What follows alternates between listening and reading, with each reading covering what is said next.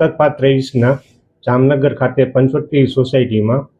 એક શિક્ષિકાએ તેના ઘરે જાતે ગળે ફાંસો ખાઈ લઈ અને સુસાઇડ નોટ લખેલો હોય, જે અનુસંધાને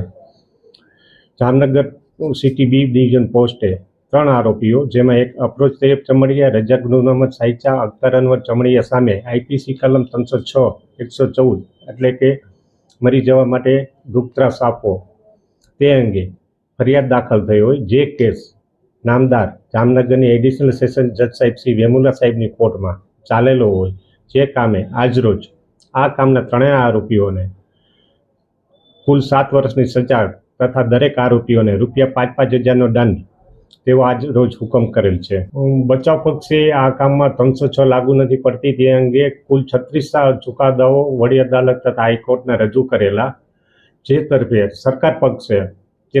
દરેક ચુકાદાઓનો ખુલાસો વિગતવાર કરવામાં આવેલો અને બચાવ સરકાર પક્ષે કુલ 9 ચુકાદાઓ આ કેસને મદદરૂપ રજૂ કરવામાં આવેલા, જેમાં